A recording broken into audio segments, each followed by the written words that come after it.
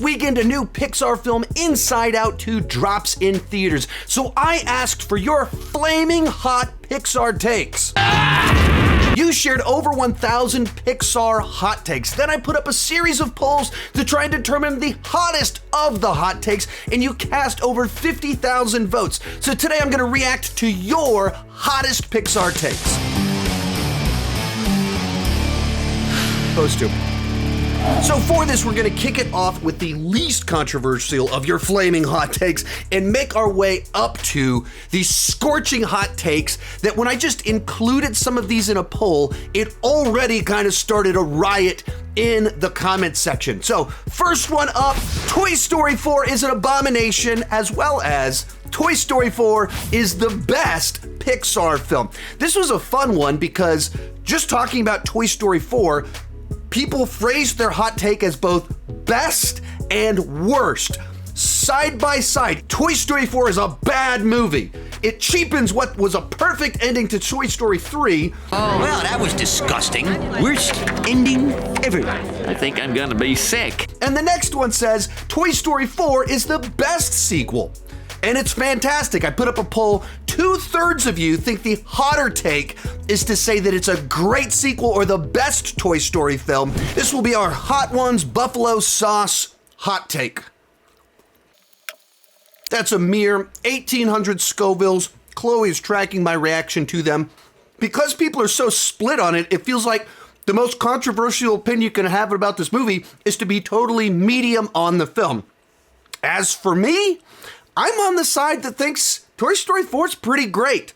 A bunch of people think that it just ruins the ending of Toy Story 3, and so many people used the language of ruined the perfect ending. It's an abomination, and I just so fundamentally disagree with all of that. A lot of people phrased it as, Woody was out of character, he never would have done this. I just totally disagree with all of that, because Toy Story 3 was a fantastic ending to the Andy trilogy and Woody's role in Andy's childhood. But this is like the epilogue about how life changes and our relationship to other people changes as we get older, and those dynamics shift, adjust, change. As our position in life changes, our priorities change. I thought Toy Story 4 did a great job of capturing what life is actually like. Hot take level 2, Turning Red is the worst Pixar film. Turning Red is the worst Pixar movie. The animation was good, but the message was not good, and it kind of felt as if it showed parents in a poor light. But I had to include it in this list because my negative review of Turning Red is one of the videos I've gotten the most hate for in the history of my channel. Why would you say something so controversial yet so brave? So we've got Angry Goat, Blistered, Shishoti, and Garlic. It is 5,800 Scovilles of hot take. That one felt even tamer than the first one. Anyway, I agree with this. I think Turning Red, probably the worst Pixar film. And for a lot of the reasons listed by Toxic Gamer, in particular, the portrayal of parents, where in the middle of the film, the mother is portrayed as so overbearing that the daughter needs to turn to her friends for support, love, and caring. And I just, that's not a message that I want my kids to see, that parents, don't trust them, you gotta trust your friends. And then even as you move into the third act, it's a boss fight with her mother, who is the kaiju villain of the film. I have gigantic problems with that, especially like over defeating your mother through twerking at her. What's wrong? Is this bothering you? And as this act of liberation, that's a very strange message in my mind. And then kind of beyond that, puberty metaphors, never really work for me in movies like this. Teen Wolf, Ginger Snaps, like I don't really care all that much for any of them. I'm going to agree with this one. This is one of my Pixar hot takes. Hot take level 3, MonstersU is the best. MonstersU is goated. Monsters University is Pixar's best movie. Mike is easily my favorite character in all of Pixar. I just love that movie so much. I love the underdog story. I feel most movies would have him just be scary at the end, but this one says, no, sometimes in life, no matter how hard you try, your dreams can't come true. So this is the Pisquea Spicy Sweet Passion Fruit, and it is 16,000 Scovilles of hot take. That's another one. That's nothing. There was a ton of people in the comments on Twitter praising this film, making very similar statements. Like, I think it's fine. Like, it's an enjoyable enough Pixar film. It's borrowing from the plot of, Revenge of the Nerds and many other college movies out there. But it's fine. It just isn't one of the movies that I feel like has that Pixar spark and magic to it. But it's a good movie. What I found interesting is that several people really latched onto the message of it. And even the way you present reading the message, I was like, oh, this sounds like a really weird message. And at the same time, I was like, no, this is the message that most people need to hear. That, just because you want something doesn't mean you can have everything you want. If you work really hard, there's a lot of things you can have, and it might come in unexpected ways, but you don't know what path it's going to take you on. Still, it's not one of my favorite Pixar films at all. What did you want to say about Monsters University? I like the movie, but it's more of the hot take.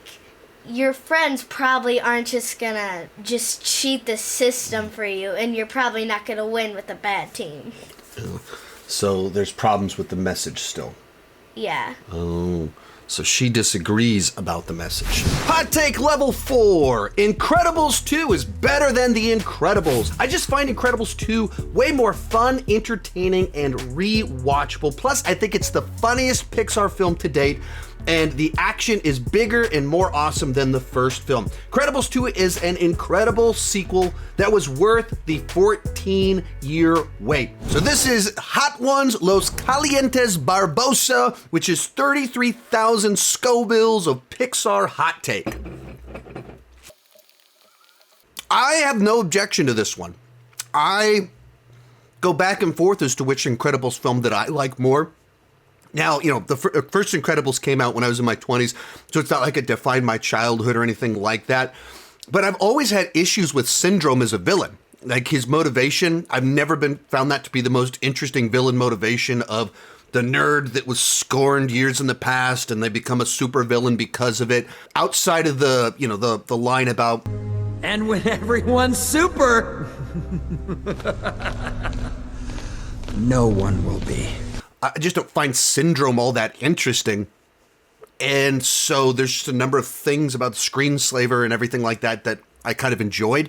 So I think that this is a perfectly reasonable position to have. I was kind of surprised how many people were like, what, Incredibles 2? What a mess of a film. What a waste.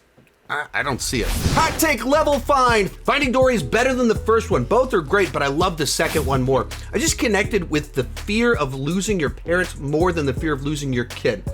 It's just hard to sit down without falling asleep with Nemo. Wowzers. Kevin Lee, one of my critic peers. My hottest Pixar take is probably Finding Dory is greater than Finding Nemo. All right, for this one, we have the Diablo Power Jab, 55,000 Scovilles of hot take. Okay. This one I'm starting to feel it. Let's call this one like a 4. As for me, also on the hot take, this one's a little spicy to me too. I'm a massive Finding Nemo fan, and some of that comes down to almost the opposite of what Youngstar said. That I didn't watch Finding Nemo when it first came out. Well, I'm definitely feeling it in my mouth now. I saw it a year after my son was born. As a newborn parent. As a new parent, you resonate with Marlin much more than with Nemo. And so for me, It just kind of hit it the right time and the right way with what I was experiencing in life. So I always loved that film. And Finding Dory is a totally serviceable film where you have top craftsmen doing their craft with likable characters, but it just doesn't have that spark of inspiration. It just feels too much like a rehash. We're doing what worked before one more time. If I'm ever in the mood to go swimming with the fishes, I'm going to go with Finding Nemo. I think, once again, what Youngstar said it does make a lot of sense to me. I just connected with the fear of losing your parent more than the fear of losing your kid. I'm a parent, and I've always watched these movies as a parent. If I watched them as a kid, Nemo would be much more my point of view character. Or in Dory, loss of her parents, everything like that. Like, you would just connect with it differently. So during my deep dive preparing for the release of Inside Out 2, I actually listened to 2 different books on the history of Pixar. Creativity Inc. by Ed Catmull and The Pixar Touch. Both of these, I listened to them on Audible. So you can actually get a free audiobook of your choice, either one of these 2 books, by signing up for a free trial of Audible at audibletrial.com/Sean Chandler. If you want to do your own deep dive into Pixar, I do recommend both of these books. The Pixar Touch basically covers their history from an outsider's perspective through 2006. Covers a lot of their pre-film history, which is very interesting, and then detailed history on their movies during their first 10 years of filmmaking. Creativity Inc. is basically a leadership book from Ed Catmull, one of the top people at Pixar, one of the founders. So he tells kind of his version of the history, as well as giving his leadership tips and his thoughts on creativity. So they actually complement each other really nicely, and you can listen to one of them for free if you sign up for a free trial of Audible at audibletrial.com/Sean Chandler. So I started to feel that little one, so I went downstairs to get my frozen strawberry lemonade and a shake for whatever is about to happen eating these next ones. All right, you asked about a Toy Story 1. We got a Toy Story 1. Hot take level 6. Pixar should have ended with Toy Story 3. Pixar died 4 years ago, and Disney is just milking the corpse. There is no hope for Pixar. I've only seen 5 of them, and all of them were pretty much meh. So we have a Marshall's Whiskey Smoked Ghost Pepper, which is 71,000 Scovilles of Pixar hot take. This is not because it's hot, it's because I'm just eating a lot of food. Thus far, that one didn't seem too bad. Maybe there it is in my throat. That one didn't seem too bad in my mouth. I think that these are pretty extreme opinions that, they're on the hot takes list for a reason, where should have ended with Toy Story 3. If your criteria for Pixar being allowed to exist is that you have to stay as good as they were from Toy Story to Toy Story 3, if that's your criteria for a studio need to stay in business, every movie studio would be out of business. No film studio has ever had a run like Pixar from Toy Story to Toy Story 3, 1995 to 2010. That was an incredible run that has no parallel in film history. Like the idea that they haven't done anything worth existing in the last 14 years? Don't be crazy. Where even if you think it's not as good, just compare a bunch of these movies to Illumination or other DreamWorks films or whatever, and it compares well. Compares great, generally speaking. It's a fantastic studio. And then likewise, Pixar died 4 years ago. I just totally disagree with this way of thinking. Just look at the history of Disney animation. They were great when they first started with Snow White. They put out like 5 bangers. And then World War II happened and they put out these forgettable short compilation deals. Then we had the Silver Age and they put out great movies for about 15 years. And then Walt Disney died and they had like 20 years with not a lot of great stuff. And then the Renaissance happened, and they had about 10 years of, like, the best movies. Like, there's a run there that's my childhood that was fantastic. And then it wasn't so great for a decade. And then we started getting Tangled and Frozen and Wreck-It Ralph, and they got good again. Studios have ups and downs based on the leadership. All sorts of things happen. The right talent, the right mindset. Pixar has had a lot of change in the last 7 years. They lost John Lasseter. They lost Ed Catmull. And several other people that have been around for decades there, part of the brain trust. All this stuff changed. And so, yeah, sometimes you lose your footing and it takes you a little while to find it. This movie they're putting out this weekend, Inside Out 2, is great. Excellent. Like, I don't agree with that at all. Like, I've seen lots of Pixar movies that from when I was born, which is like 5 years after he said that Pixar should be dead, that I like Inside Out, Coco, Toy Story 4, Inside Out 2. Doesn't want any of those to exist. Technically 4 years, but it's called rounding. Yeah. Hot take level 7, Cars 2 is great. Cars 2 is awesome, very funny, it has great action, and with making Mater the lead, it's able to have a really compelling story. Cars 2 is actually really good. I couldn't help but love the spy elements of the film. Cars 2 is the best Cars movie and possibly the best Pixar film of all time. It is a great spy film that somehow manages to put guns and bombs in a movie made for kids. So we've got Ginger Goat, Tropic Star, 110,000 Scovilles of Pixar hot take. Once again, nothing too crazy there. That's still like a 3 or a 4 on the list. Okay, so Cars 2, it has historically been the benchmark for worst Pixar film, but Cars 2 got a lot of love in the comments. And it's all kind of a lot of what they said here of like, hey, it was a spy movie and it's a Pixar film. It's our Pixar spy film. That's fun. I think it's one of the worst Pixar films. Like the statement in there, hey, these movies don't just have to be about racing. Sure, but this movie is still about racing. It's just also a spy movie. It just feels like they're just like mashing genres together, and it doesn't have any Pixar heart. It's just a spy movie with races in it and silly jokes. Compared to the rest, compared to what the bar usually is and what the movies have to offer, it just offers none of those things. And it's a weird genre shift. And I don't think Mater's a compelling lead character. It just feels so much like this should be the direct-to-video spin-off. That would be fine. Mater direct-to-video spin-off where he's a spy, whatever, sure. It's one of those Mater's Tales deals. But as an actual Cars movie, like this random one that's suddenly about spies, that's weird. All right, we've made it to the point where things are about to get real exciting. Hot take level 8. I loved the Lightyear Zurg twist. They took every reasonable flaw from Buzz, wanting his old world back, to the extreme to make Zurg, and had current Buzz meet all of these people who showed him that it's good to move on from the past, allowing for a great conflict in the movie. We've got Da Bomb Evolution, 135,000 Scovilles of hot take. Notoriously, this one is rough. All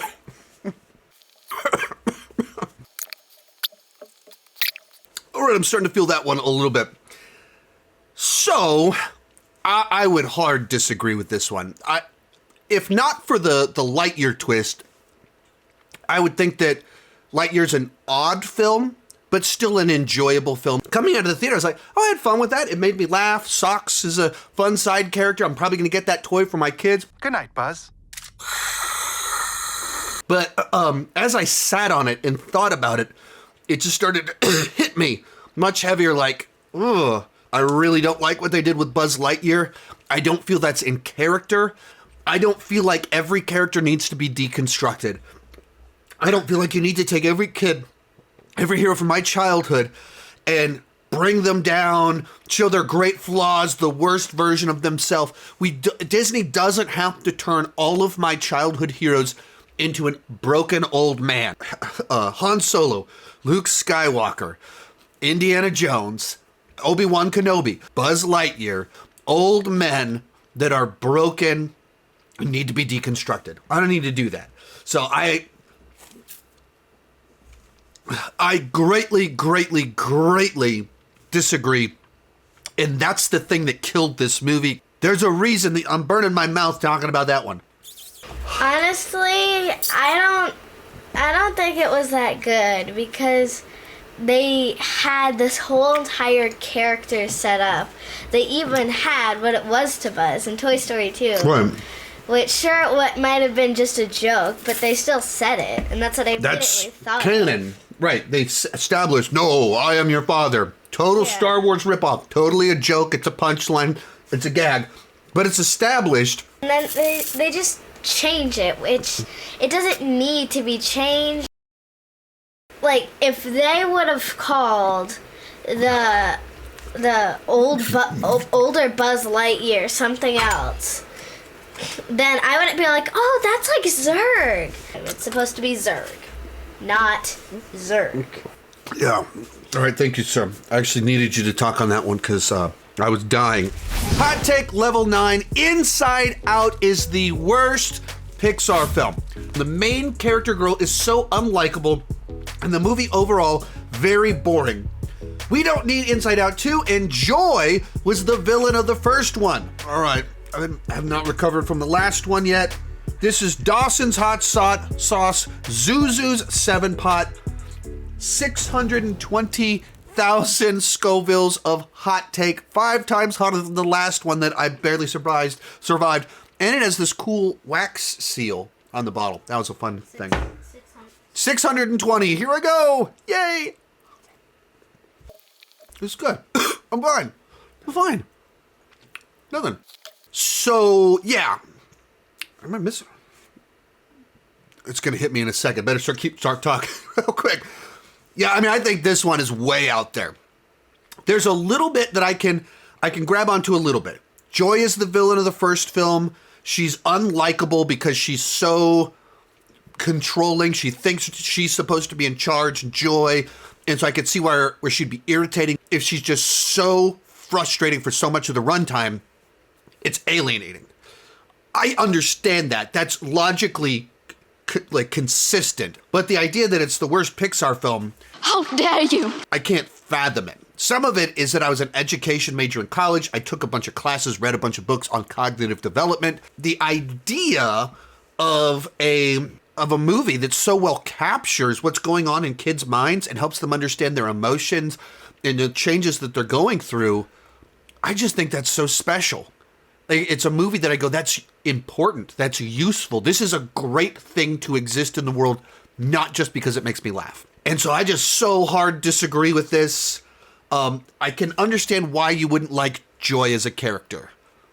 But from there, the idea that it's boring and anything like that, I just find it interesting. Outside of the entertainment factor, just the exploration of the mind, abstract thought, all this stuff. Fascinating. Take her to the moon for me. Okay? I don't really like Joy as a character. She's just trying to control everyone, and she's just Sounds like you agree with the hot take. I disagree with the other part, though. I still like the movie. I like Sadness a lot. You like sadness? Don't you like to be happy? I do like to be happy. I like the character sad. Oh. Makes a difference. Hey, remember when I did my very first Pixar ranking 7 years ago and you sat in for the whole thing? Which is your favorite of the emotions? Inside Out. Inside Out. That's the name of the movie, but we'll take it. Brilliant communications of ideas, and so much had to go out and buy it immediately, and then we watched it for 2 months straight. Is that right, Chloe? Yes! Yes, it is. I don't remember it by brain, but I remember the video. 3 years old, and she did the same thing sitting through a Pixar film video. We've made it to the end. Pixar hot take level 10. Toy Story is Pixar's most overrated movie. I just find Woody to be unlikable. Buzz not knowing he is a toy yet he experiences playtime doesn't make any sense. I am Buzz Lightyear. I come in peace. Oh, I'm so glad you're not a dinosaur.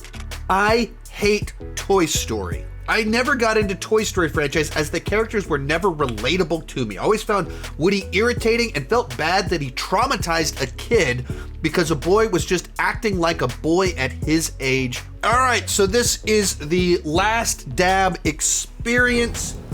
It is 2,693,000 Scovilles of Pixar hot take. It's the Last Dab, so you got to put one last dab on top of it before you go.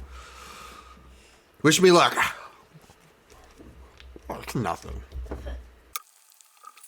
Right off the bat, just on a pure, just film history level, you cannot overstate the importance of of Toy Story as a movie, where this was truly a groundbreaking animated film.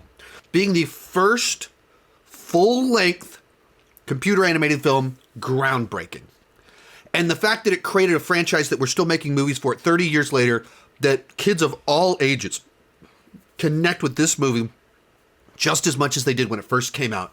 It's a true animation classic with iconic characters. Now, some of those things you kind of said in there specifically about like Woody being unlikable, that's always been like to the actual creation of the film. He was even more frustrating, irritating, and unlikable in the original version. They had to dial it back. So some of that is at the core of the story, learning to be a better person, a better leader. So that's his character arc, but I get it. It's not irrational. It's not like, what are you talking about? He's such a charming person. No, he has some pretty obvious character flaws. Now, I mean, some of the nitpicking, the mechanics of a world where toys come to life, that's part of the suspension of disbelief. You just have to be able to accept that toys come to life, and some of that, there's just some unanswered questions. But if you're trying to Toy Story, what an overrated film because we're going to nitpick the mechanics of talking toys, I think this is baked into the cake. You just kind of have to accept a few of those things, allow it. There's a reason Pixar is legendary, because it just had such a massive effect. It connected with so many people, entertained so many people, and continues to do so. I mean, it's a classic. It just did. There's no way to argue against that.